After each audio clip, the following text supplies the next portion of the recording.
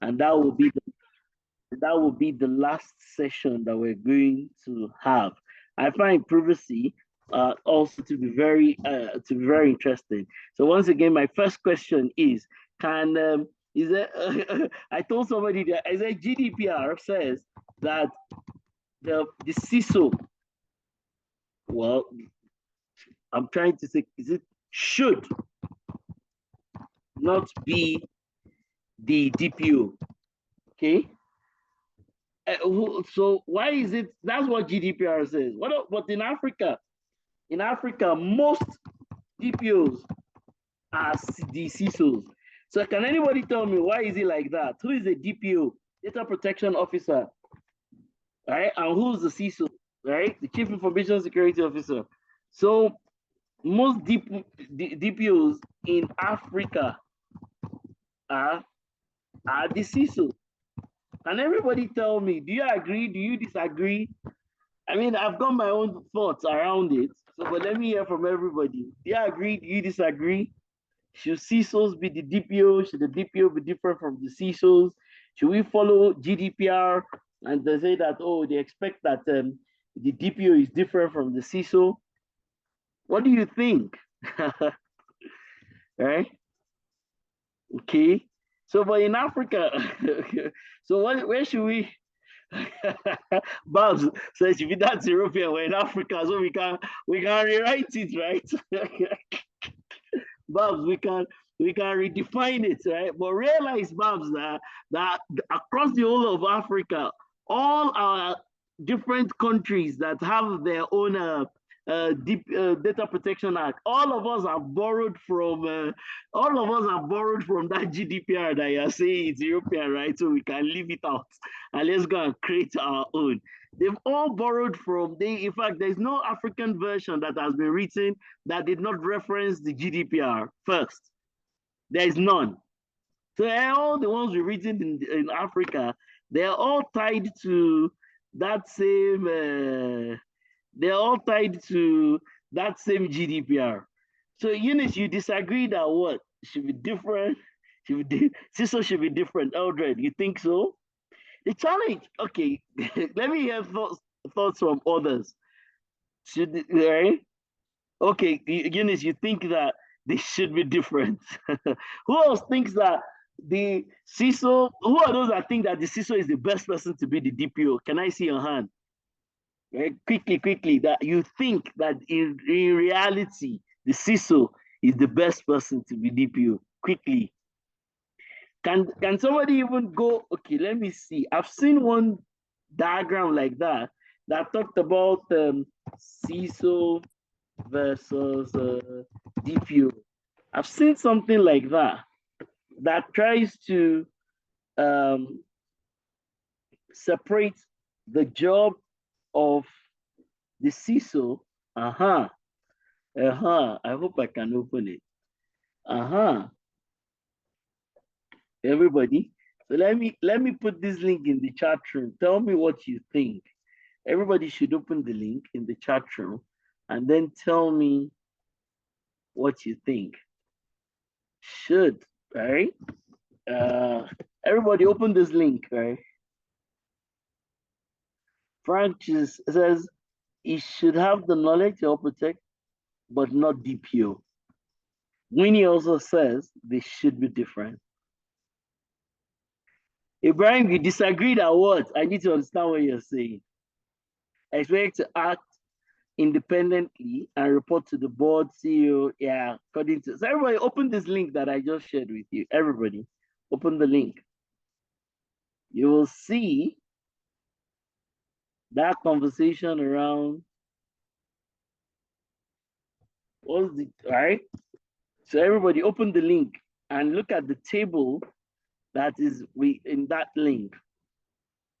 Everybody open the link, look at the table in that link, right? So now, this is where it now gets very tricky, everyone. This is where it gets tricky. If you say it should be different, who should then be, okay, who should be the DPO? who's that person and from which department should and from which department should the DPO come from? Quickly, because we don't have a department called in most organizations in Africa. It's not like we have a department called the data protection department prior to the implementation of any kind of data protection act. So who should be the DPO? If we say it should not be the CPO, right? From which department? Okay, good. I like what Frank says. Legal, ha ha ha.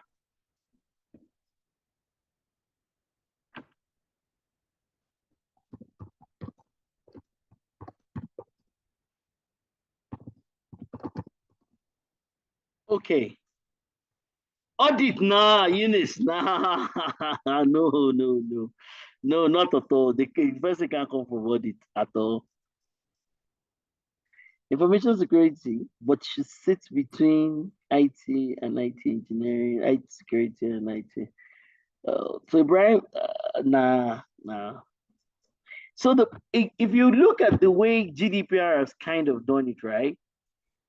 It is usually one of two departments, right? One of two departments, either compliance. So, okay. Now the problem is, and I've done so many. I don't know whether my friend Chisomo is on the call. They've done something with him in Malawi. We still have a number of things that we're doing. Every time we're dealing with the legal, how many compliance? Listen to me, everybody. How many compliance people, compliance heads, really have the, listen to my words, the knowledge and interest to be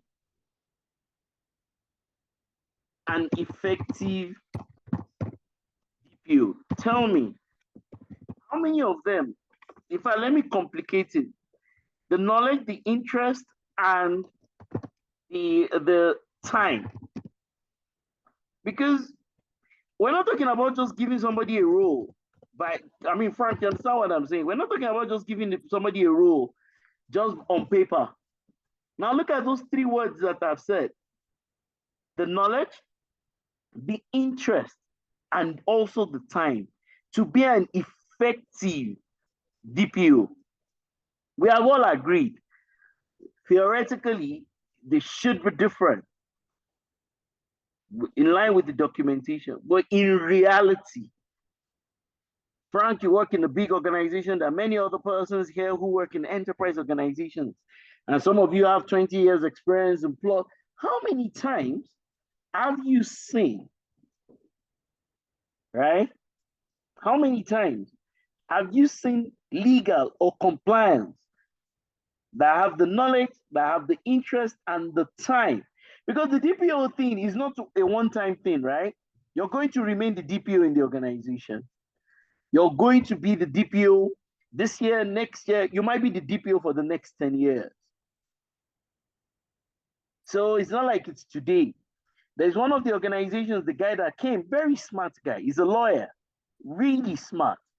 And for that organization, that guy really could be the DPO. It was, I have another guy who's a lawyer too. He's the legal person in the fintech, but he's also the ISMS manager, and he's the one in charge of legal because he's a sharp guy. He's a very a brilliant guy, so he knows information security, and he's a lawyer, like he's a practicing lawyer.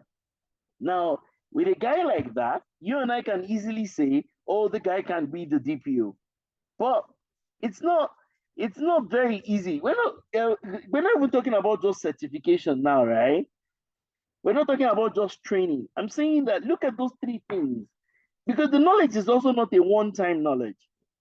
It's like it's continuous knowledge and interest in time. Now, let me show you something. Let me show you something. Where is this thing now? Hold on. Wait a minute.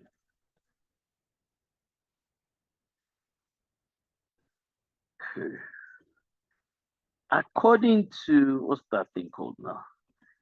Where's the one? Okay, good. That's it. This one. Okay, hold on. Everybody, look at this. This is one of the ISO standards for privacy.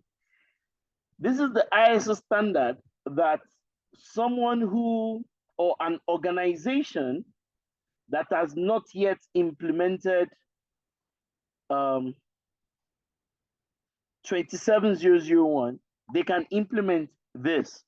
And they just updated it. So if you look at it, I think it came out, I don't know, last year.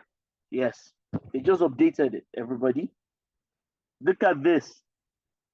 Now, in here, I've tried to,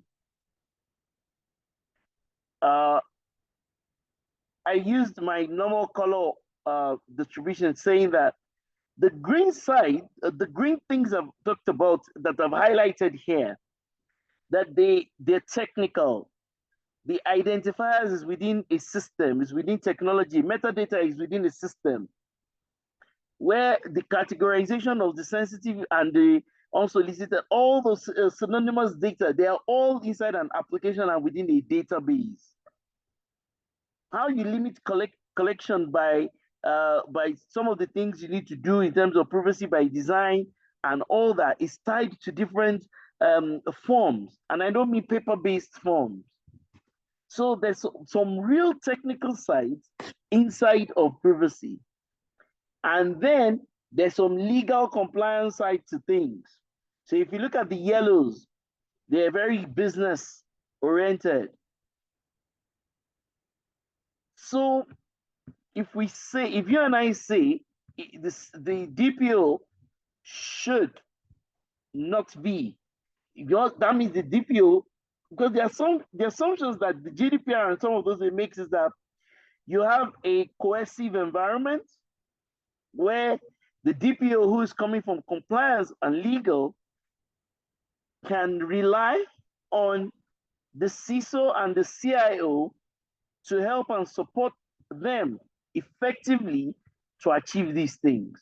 Now, if that is the situation, the DPO has the knowledge, the interest, right? Has the time, has somebody on his team, and also has the guaranteed support of IT and the CISO, then we should go ahead and give it to compliance or give it to legal. But if we can't guarantee that, then that's going to be tough. So in some organizations, they'll ask me, I'll say, oh, it should be compliance. When I meet the head of compliance, I'll be like, dude, this guy can never do this job. Usually he has no knowledge around it. He has no interest, which is even a bigger problem. And then he has no time, because in a big organization, in a bank, it's not the head of compliance that's going to be doing the work. That means you must have team members that are dedicated towards doing this. Most people, most compliance people, the compliance guy is telling you that he's short-staffed, that he has a lot of work on his hands. Please, you can make your comments in the chat room, please. I mean, because I might, just in case what I'm saying, I've gone to organizations, the compliance people, the legal people, they're short-staffed, they have too much work to do. You now want to add the extra work of, what's that thing called? The extra work of this entire data protection and privacy. You want to add it to their job. Sometimes they fight it. They don't have somebody on their team who even has the time or the interest. Because I mean, if the man already has a team of 8 people or 10 people in compliance, he's not the one. He's just the CISO he's just the DPO by name. He's somebody on his team. But now the people on his team, do they have enough time? They're caught up in AML. They're caught up in counterterrorism, CTF, counterterrorism financing. They're caught up with all the reporting to the regulator. You really think they're going to easily embrace all the work that is here? I don't think so. I don't think so. For everybody that is here, so that conversation, I think organizations need to think about it properly. I don't think we should follow any kind of rule of thumb. I don't think so. I think everybody needs to look at it to say what works in my own organization, or what will work for me in my own organization. But I like this standard, 29100. I like it. It's beautiful. It's clean. It's clear. Right? Look at 5.7. A lot of those controls are technical. A lot of those controls are technical. I showed everybody this yesterday before I left. I don't know how many people that were here. And I said, everybody, should you, all right? Did you see this yesterday? Anybody? Were you still on? Everybody? Were you still on when I showed this? And I gave everybody some kind of assignment. I said, you need to go back to your organization, right? And determine where all this, where they all are managed from the origination or collection to the storage relative to 3 classes of people: customers, employees, and then suppliers. How many of you here, what is the percentage of organizations that do data protection relative to employee data? Give me your percentage in the chat room. I want to get people's thoughts. Right? How many people that have said to you, oh, I have implemented data protection and privacy in my organization? How many of them do you really think did it tied to employee information? Give me the percentage. Because I've been to a lot of places and people just keep employee information. Most people focus on the customer information. Well, these same things apply to employee. So there's an organization, after we finish the work, the organization agreed that they need to do another phase of the work, which will then focus on employee data. So we know that the data is kept with HR, but as data protection and privacy be implemented within that data set that is with HR? That's my question. Data protection and privacy, has it been implemented in HR?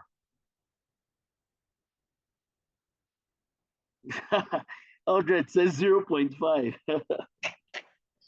I can definitely tell you that maybe only 1 out of 5 organizations. I can tell you that.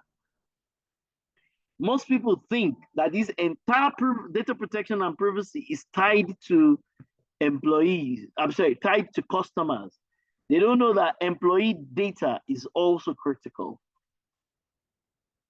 So the key thing that about privacy is PII.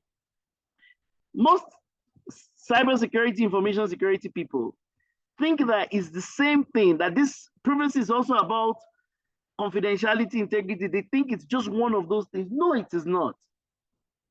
It is only things tied to individuals, personally identifiable information to an individual.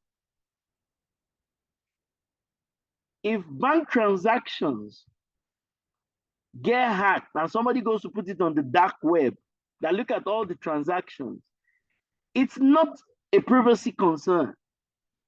It only becomes a privacy concern when the names of those people, their phone numbers, their email addresses, their date of birth gets compromised as part of the transactional records.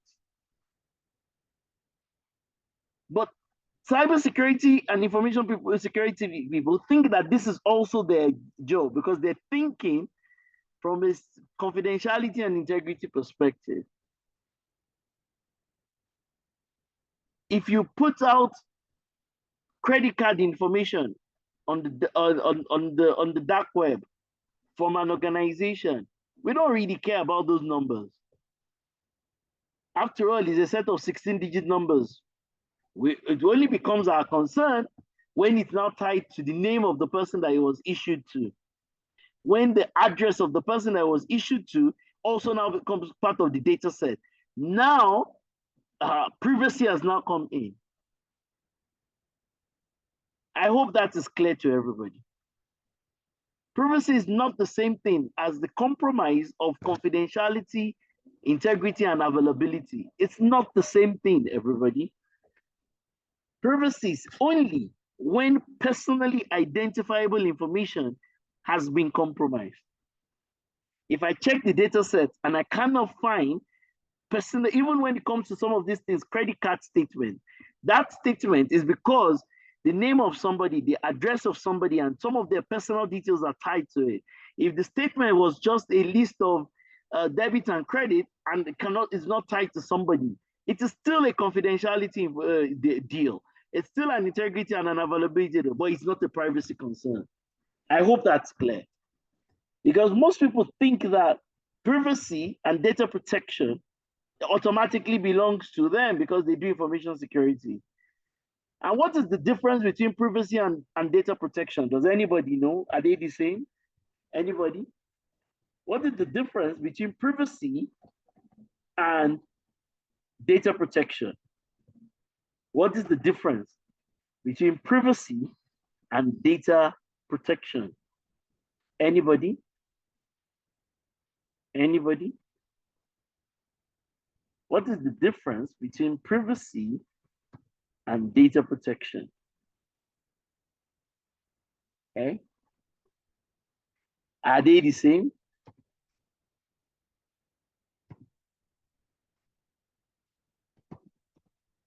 Anybody? Which is the bigger bucket? Thought I had something here. Anybody? Which is the bigger umbrella? Privacy or data protection? Or are they words that can be used interchangeably? Come on, guys. Come on. Tell me. Tell me. Are they things that can be used or should be used interchangeably? Are they the same?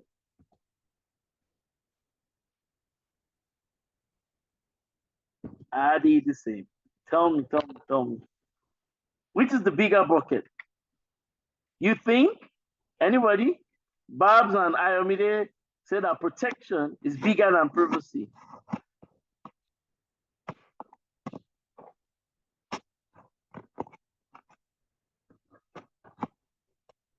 So which one encompasses the other? Simon, I don't agree with you that privacy is the control. No, even look at the words.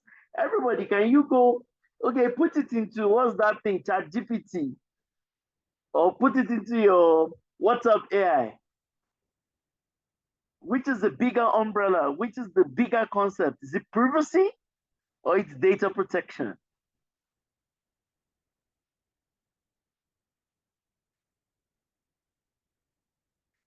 What is ChatGPT telling you? Anybody? Privacy versus data protection. What is it telling you? Which is the bigger bucket? Anybody? Which is the bigger bucket? Privacy or data protection? NIST has got the Frank, now you can see, right? Simon, you can see now, right? Now, Sam would go and check what does ChatGPT tell you. Go and look at the privacy framework from NIST. Everybody, the NIST privacy framework. For you, Jonah, Jonah, that means, Jonah, do you disagree or you agree with ChatGPT? I like that. Except for me, I don't care what anybody says. Eh? All right. Which is the bigger concept?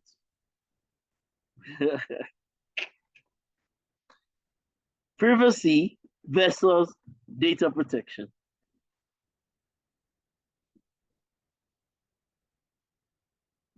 Frank says it means that you are. Privacy is the bigger bucket. What you now do, so it's almost like At the very beginning of the of a project like this, is to first determine what is even at stake. At the very beginning of the project is to have an answer to, okay, look at this page here.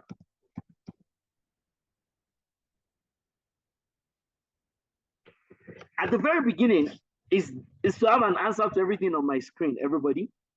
At the very beginning of the project, who's the best person in an organization to provide the answers to number 4, 5? Is it operations? Is it compliance? Is it legal? Is it CISO? Is it IT? Who's the best person to provide answers to 4, 5, 6, 7, 8, 9, 10? That is the person that should be the DPO ordinarily.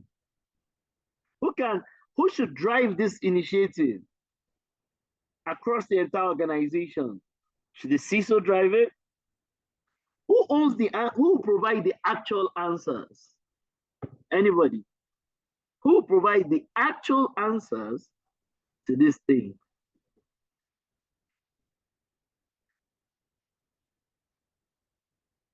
Yep, absolutely. I knew a lot of people were going to say that data protection versus privacy, right? Who has these answers? Why we're even collecting certain kinds of data sets? How we will process the data set?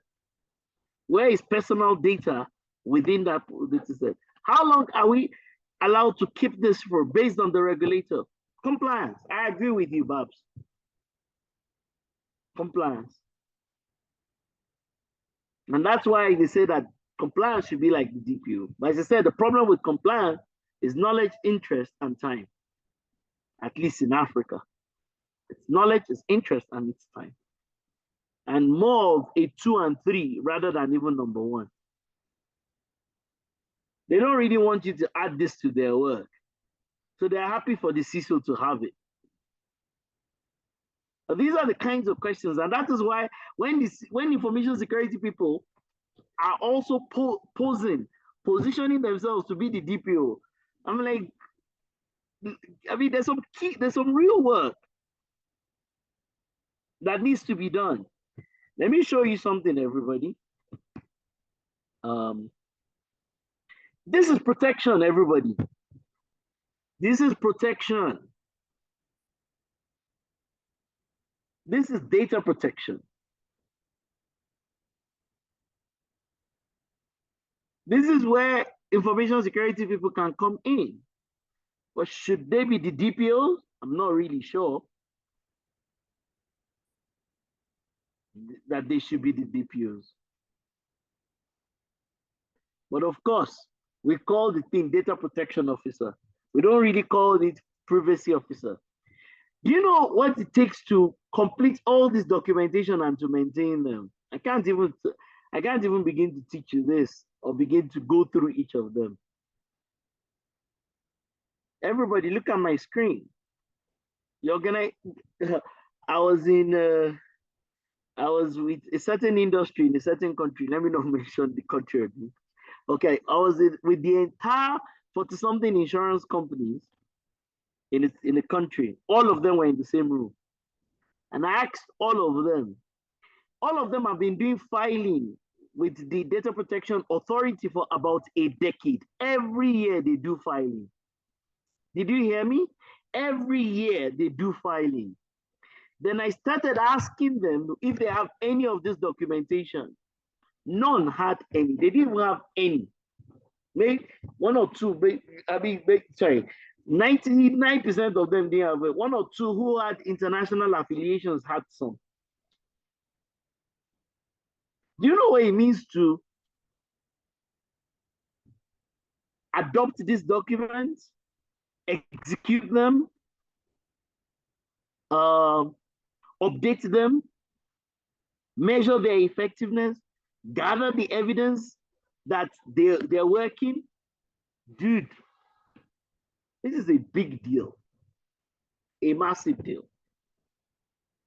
This is a big deal. It's a massive deal. If you say you're doing privacy, then you need to at least have about 70% of the documents that are here. You say you're doing data, privacy and data protection. You need to have at least 70% of the documents that are here.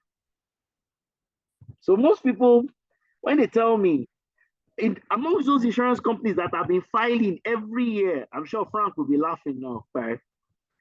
None of them had a role documented, functioning as their DPO. And they file with the government agency every year.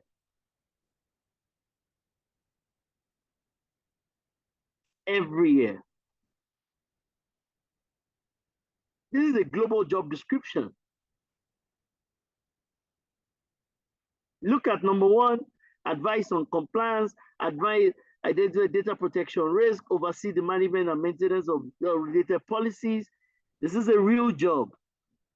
And I think information security people already have more than enough that they need to do, rather than all of them also trying to be DPOs.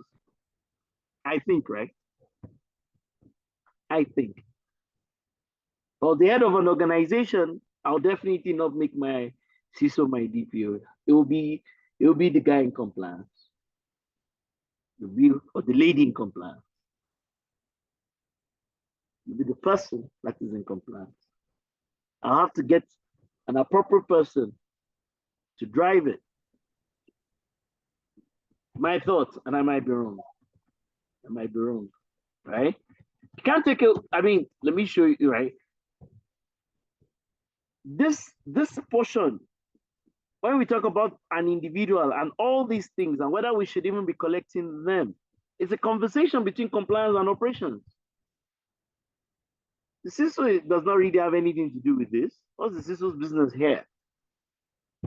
IT does not really have CISO IT, they're secondary. This conversation is between compliance, because you don't set up a bank or set up an entity without clear guidelines from the regulator. Am I right? The regulator would have told you some of these things. So you sit down with operations person, the compliance guy. That's why when you want to start a bank, compliance is key. Compliance is one of those people that they hire because they have at the very beginning because of all the regulatory things. Like I said, I might be wrong. I might be wrong. Okay, I might be wrong. Let me show you something else, right? The beginning of all our problems when it comes to privacy are all these forms. That's the beginning of the problem. And the forms, especially if it comes to banking and some of the other industries, they come from the regulator.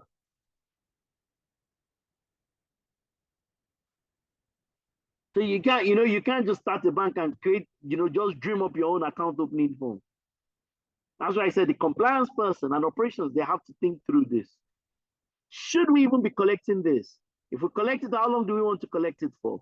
Is it necessary for us to collect it? Does the regulator specify that we must collect this type of information? Where does the CISO come in inside of this conversation? Information security officers, tell me, where do you come in here? Just a secondary. In fact, just a tertiary. Because after this, the next person is not CISO, it's the CIO. It's the CIO that really needs to say that, you know what, the core banking or the ERP or some of the systems that I'm going to be using, these are their capabilities relative to some of these forms. Security is to secure. That's why the CISOs and the CIOs are always quarreling.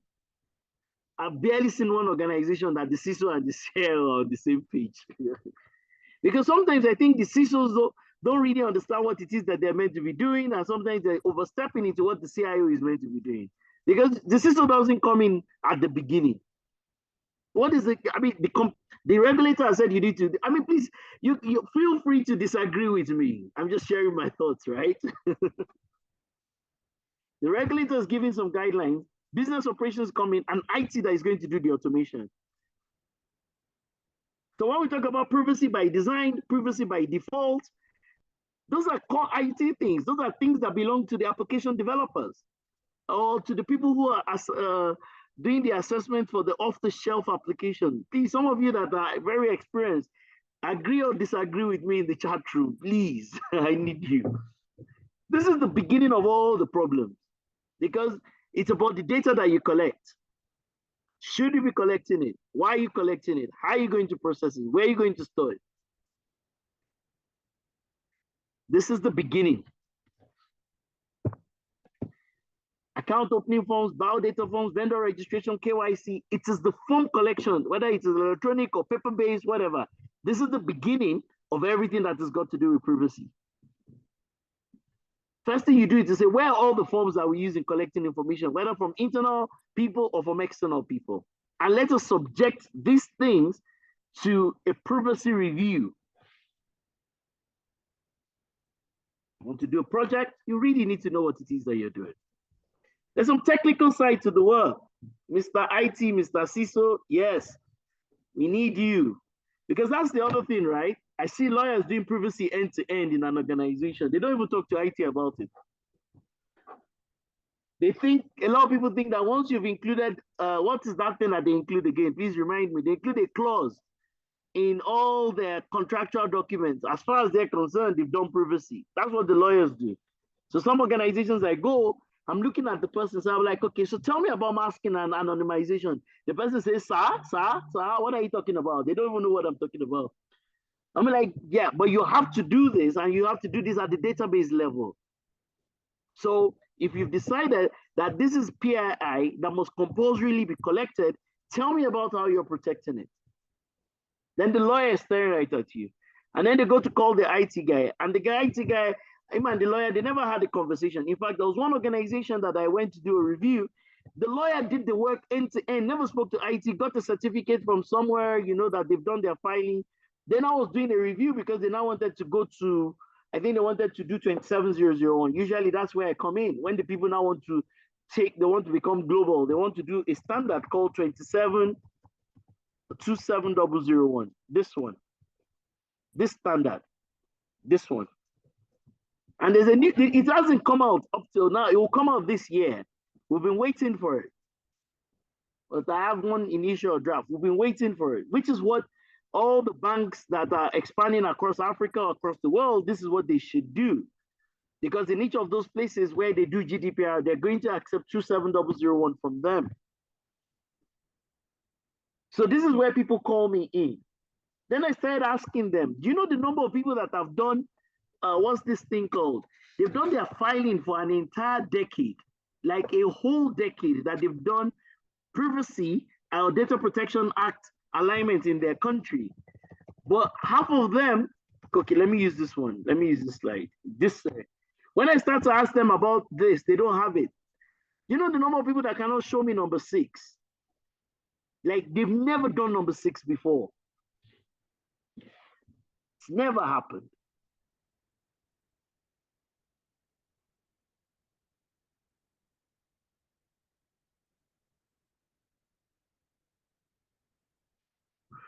Right? Simple checklist.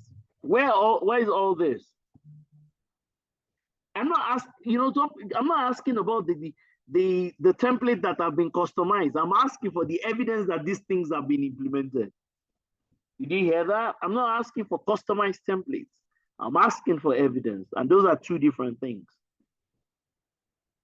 People think that a template that was downloaded from the internet and you put your logo, put your name, do search and replace, where they put company, just put your company name and you save it, is the only thing that needs to be done. I don't even look at those documents. I just say, brilliant, do you have it? Pull it up. Immediately pull it up, I scan through it for a minute or two, and like, thank you very much. Show me the evidence that how this is being implemented. At that point in time, the internet always goes bad, people lose their voice, people take an excuse, something goes wrong. It's like somebody saying, I have CCTV policy. I'll be like, brilliant. Now, pull up the footage. Your policy says this must be kept for how long? 90 days, 100 days, brilliant. Pull up the footage for 60 days ago. These days, 60 days ago. That audit is going to stop because we're going to use the next couple of hours looking for that. So people make an assumption that customized template is the same thing as the execution of that thing. Most people cannot give me this. Most people cannot give me this. Right? For the people that I have a gift for the people, apart from meeting me for drinks, that are seated here in Nairobi. I have an intellectual gift for all of you. I worked on it myself. I'll show it to you. Have you ever seen this before? Which organization do you know that is this advanced yet? Tell me, anybody? I know a couple of South African organizations, yes. This is not data architecture, everybody. This is data protection.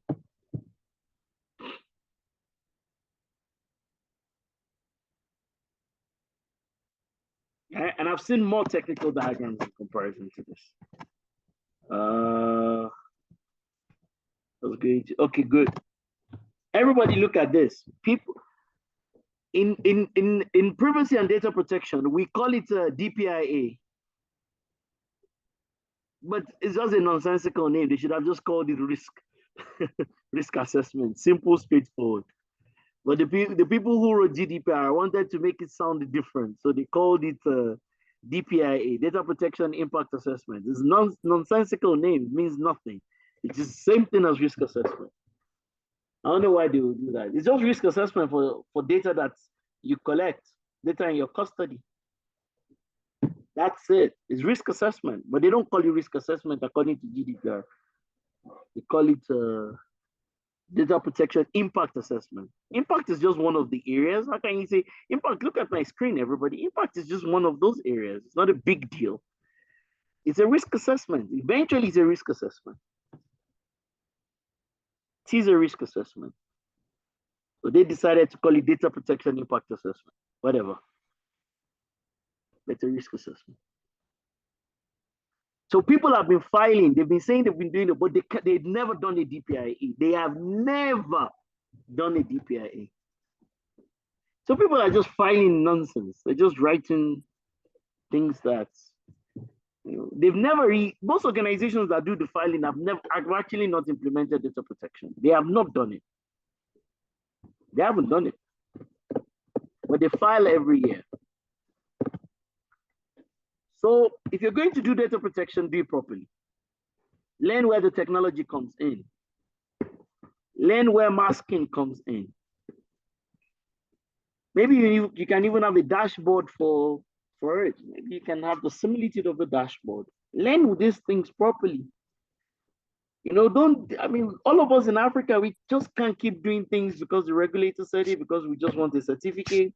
One day we're also going to end up in some of those places where they require that we do things properly. So don't just jump through things and just, people have something like this, then I ask them that, okay, you know what? Now let us test this. Give me the evidence of how you've tested for lawful processing. Give me the evidence that data is being minimized. I just take this and I want to spend the entire day just reviewing it with the evidence. And people don't have any evidence, but they have a policy. That means the policy exists, but it's not being executed at all.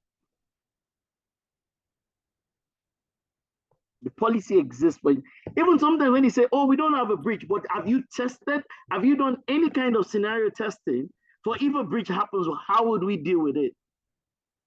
Have you tested all these policies? Let's even assume that there's no breach that has happened. As part of your testing process, shouldn't you have tested some of these things? Let's test. How can we check in the system whether we have child data? And what is child? Because the child in different countries, before you can open a bank account, get a driver's license, is different in each country. These rights that you say that the subjects have, can we test it? People don't do these things properly. They don't do these things properly. Very few organizations do that.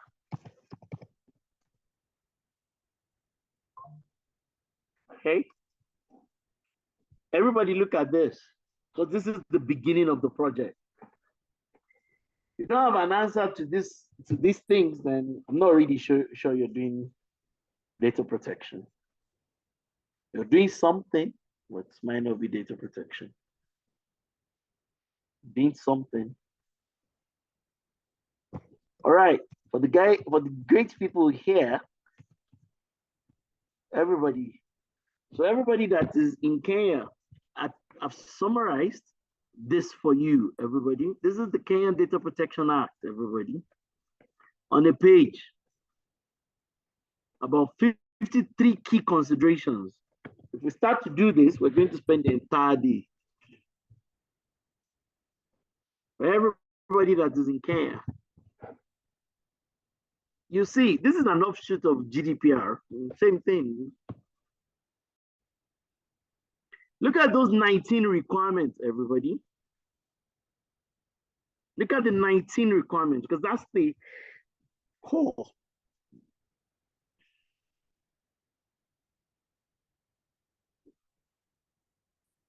Look at the 19 requirements, that's the core.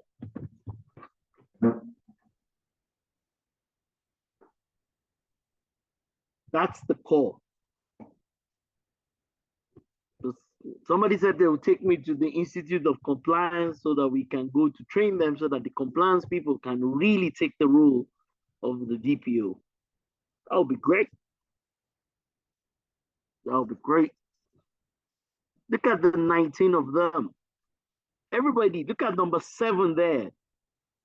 If you do real audits for this, it's going to be tough.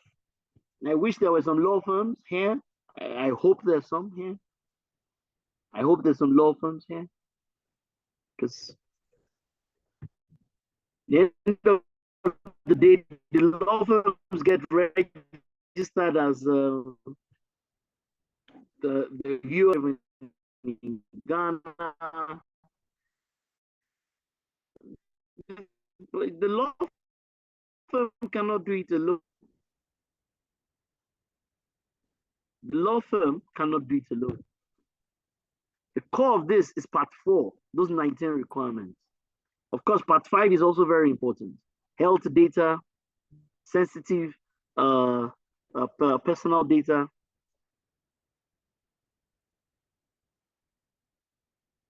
The core is actually clause 4.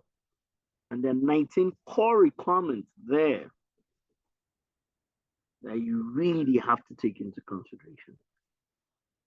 So the expectation is that there will be some compliance and the people who do audits. Each organization, everybody go and look at part 3. Every organization needs to have a DPO. I know information security officers have not even finished their job. All of them also want to be DPOs. What is it with us and these things? You think we finished all the work in information security to add DPO to the work? You think so? Is it for clout? Tell me. Somebody tell me in the chat room, really. Look at number 17 under part 4. It says data protection by design or by default. This is what is in the Data Protection Act, but it should not be there, because the concept of this protection by design is not all by default. You can do both on the system. Default settings, default configurations that support privacy versus the design of the application that will support privacy, the form design in itself. That's why I said, if you really want to dig deep into this, it's between number 1 and number 19 under part 4. About 53 key considerations. You want to do this for an organization, you open Microsoft Word and you start from let me tell you the one that is where you start from. You start from number 7 under part 3. As an organization, we have determined our DPO. Our DPO is Mr. This is the head of this department. He has been trained, he has done this. He now start. The principles of data protection as captured in here have been implemented by us. The evidence of implementation include, you now start to take it line by line. It's not a small project. It's not a template-driven project, because you won't even find any set of templates that are completely in line with the Kenya Data Protection Act. So you have to interpret number 14 under part 4. What does this right to data portability, what does it mean? How have we tested it? This portability, how have we tested it? Have we tested it on mobile devices? Have we tested it on Apple systems, on iPhones? What exactly does this mean? Is the data we've done, have we constrained it that it can only work on maybe Oracle or whatever that thing is? How can we port data from one area to the other? Where does the jurisdiction, where is that one around working across different countries? Where is it? Where is it? Where is it again? What are we using data to do under number 13, under part 4? This is a real piece of work, and that's why in Africa, sometimes when you look at the amount of money that people are even paying for these things, it's obvious that, we don't really do. Okay, I was looking for that part 6, number 1 under part 6, conditions for transfer out of Kenya. What information do we transfer as an organization out of Kenya? This is real work. For an enterprise, you pretty much need a minimum of 6 months to get this right. For an enterprise, the initial implementation. That means for a typical bank, you need a minimum of 6 months to get this right. All right, I think that's all I wanted to say about privacy. I think so. All right, I think this is for Malawi. I think I was doing something. This is for Malawi. As I was saying that everything is all from GDPR. This is from Malawi. They've just come up with this, and now they're now trying to implement appropriately. And it's a big deal, especially for enterprise organizations. So GDPR but I think the Malawi one, and I think the one in Ghana, they did not put X percentage of your. No, they did one trick. In which one now? I'm trying to remember. One of them has 2%, but the other one said, okay, the other one gave a figure. I'm not sure whether it's Malawi or Ghana. Anybody that is Ghanaian on the call, I think either Malawi or Ghana, they gave a figure, they did not give a percentage. So the figure is like, if you're an enterprise, it was like $50,000 and that's it. Do you understand? They did a trick around it. But the GDPR did not give a figure. It gave 4% of your turnover. You have to check consent on mobile phones, consent on web apps, consent everywhere. That's not a CISO job. That's an IT job. IT is the one that builds the systems. CISO can review if the consent has been effectively implemented. Right. Anyways, this is the standard. This is this. You can, for an organization that has not implemented 27001, you can use this. The organization has not implemented 27001, you can use this. You should use this. And this is also acceptable globally. But if your organization has implemented 27001, this is what you should do. Especially if you're going to need to work in different countries or across different countries. Okay? All right. Security versus privacy, like that. All right, that's it. I mean, there's so many things. I mean, I can be here all day talking about one thing or the other, but I'm glad we've been able to get this session done. Okay. All right, everybody, tell me, please. I have 2 requests or 3. All right. Ibrahim, we already said that, and that's because the compliance people don't have enough knowledge, they don't have enough time and interest. So that's why it sits under the CISO. Okay, everyone, thank you very much. Boma, do we have a feedback form, if you don't mind? So everybody, please, I'm going to beg of you, just give me some feedback. Well, I mean, first, I want to know who are those that have done all the sessions. I need to find some gift to give to you. If you did Monday, Tuesday, Wednesday, and you've done the 2 sessions today, can you come into the chat room and tell me? that you've been here. You've done the 5 sessions. Femi, yes, Femi, I agree. Thank you very much, Femi. Femi, I agree. Ifedayo, I agree. Some I know. Eldred, I agree. Well done. Well done, Eldred. Winnie, thank you. Yes, Winnie, I also know that. Simon, I agree. Damilola, definitely, I agree. Right? Who else has been here as it is? Who else has been here? I know Ayomide, you did not do all, but yeah, I know you came in at some point in time. Who else has been here throughout all these sessions? I started doing this on Monday. I'm actually very tired. All right, I started doing this on Monday. Mohammed, yes, I believe so. I believe so. All right. Eunice, good. So of all the, yes, exactly. That's the next thing I was going to ask, right? What Eunice and I are saying. So all of you that have been here for the 5 sessions, which is your favorite? Are you sure you're not saying PCI because it's recent? Are you sure some of the other ones you didn't find them more interesting? Tell me. Tell me. Right? So which has been for the people who have been here since Monday, what has been the most interesting one for you? Right? Hey, what has been the most interesting one for the people? There is a certain bias. It's called the bias of recency or something. That maybe because some of the ones are very recent, so you're a bit biased. You're a bit biased because they are recent. Are you sure that that's not what is happening? Because I know a lot of people came back to me and said, "Wow, on Monday when we started clauses 4 to 10, that there was a lot that they also gained from that." So are you sure it's not that bias that is happening now? All right. So, okay, okay.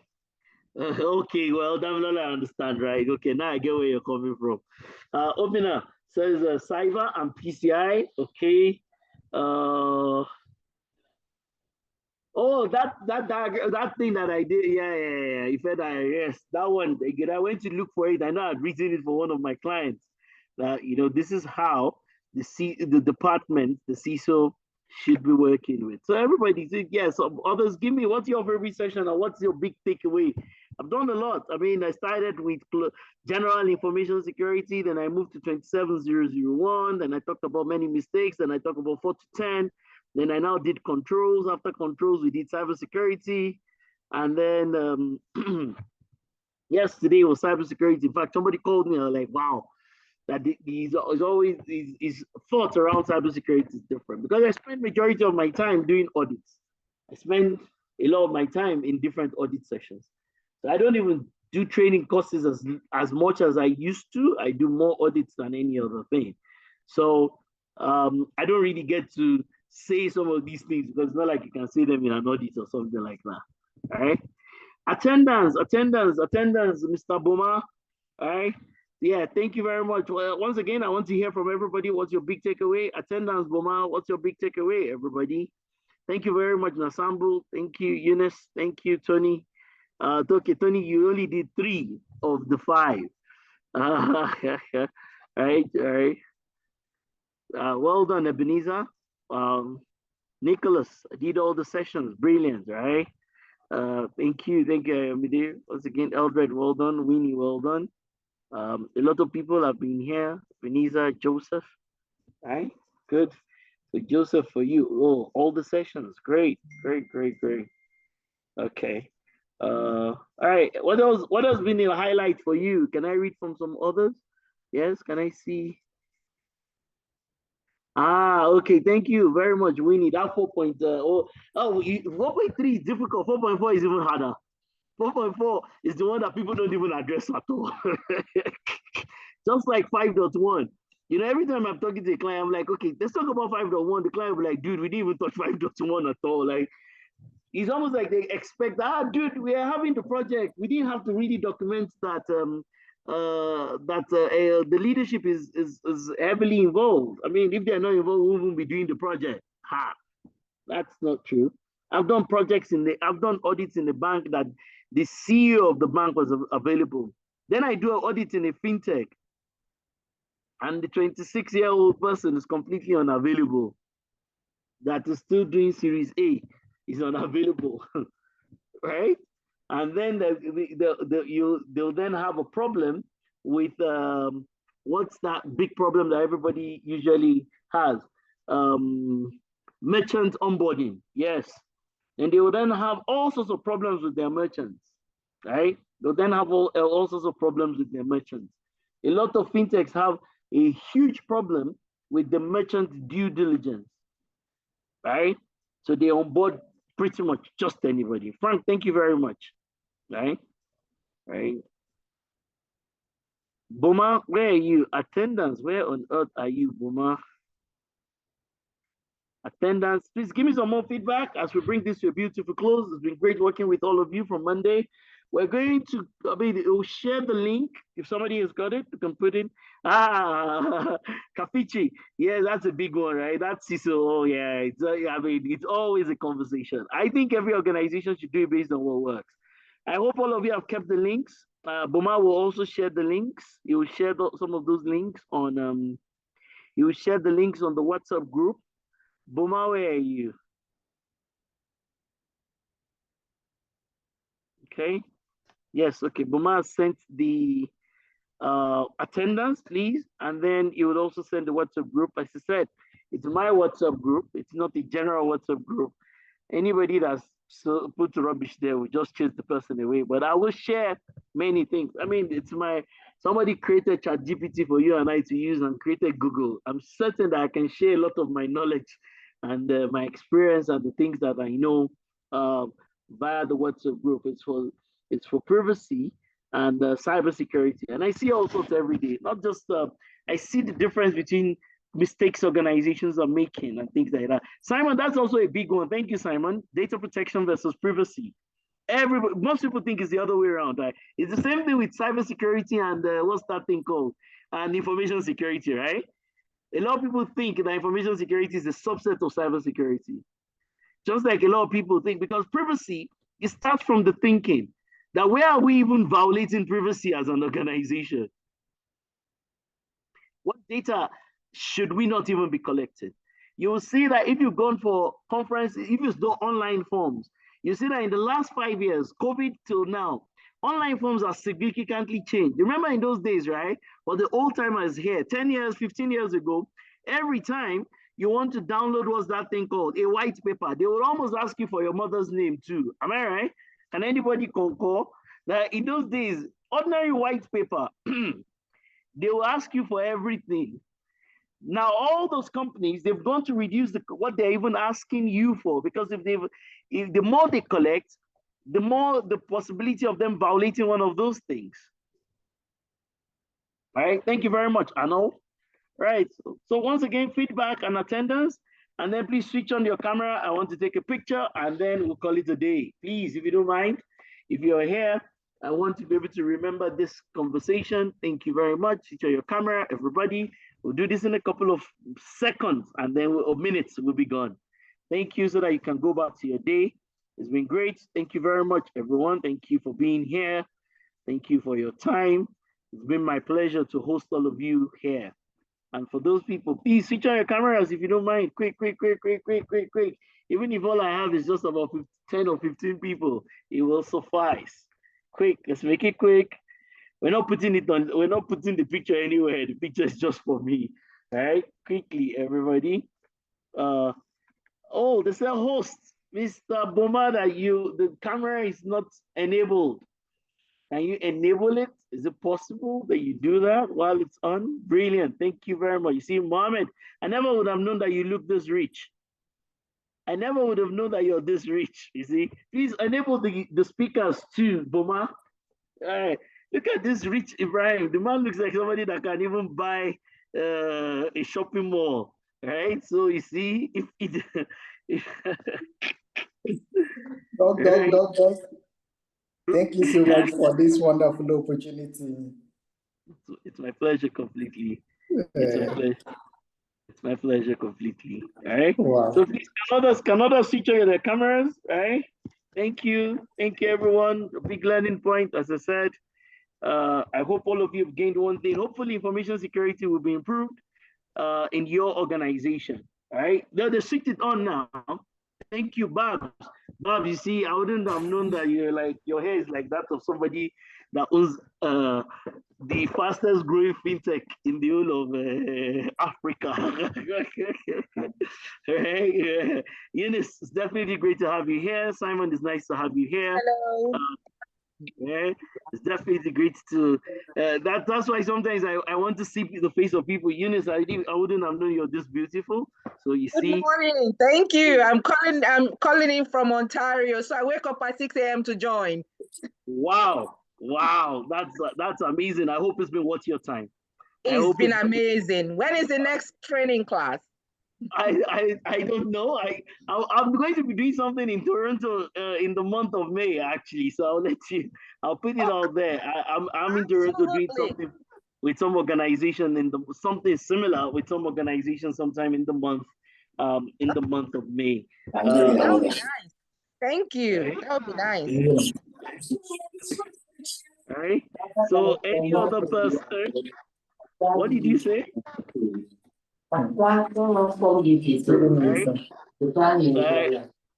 All right. Thank you very much, thank you very much, everyone. It's definitely great working with all of you over this last couple of days. It's been a long week as it is, but I think it's been a very good one. So, well, thank you very much. Stay in touch. Get on the group. As I said, it will be a useful group. I promise you. If the thing is not useful, then I will. I mean, there's some. There's a company that I'm auditing some AI relative to. I'm auditing their AI, internally built AI system that they want to take to market.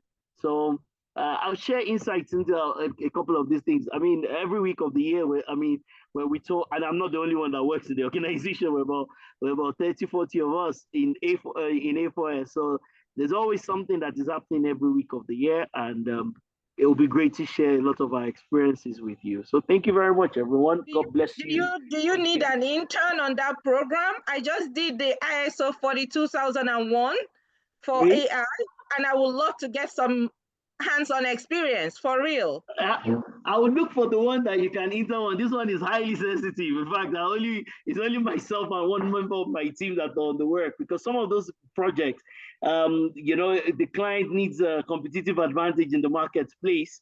And so I'm the only one doing it with one other member of my team. But there are always opportunities like that. I'm sure when we keep discussing, these things will come up.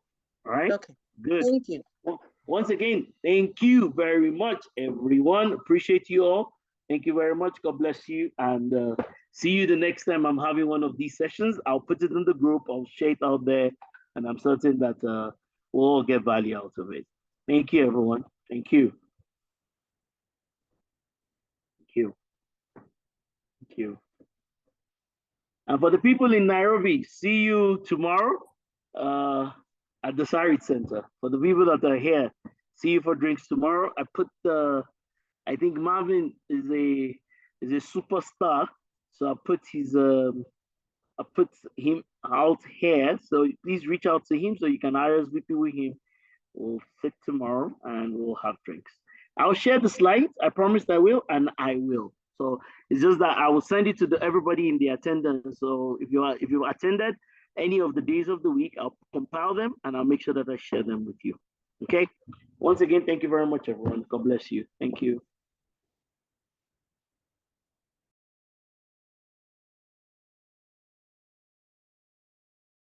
We'll share the recorded sessions too. I think the guys are putting it up. We'll share them. I mean, we will. So it's not a problem.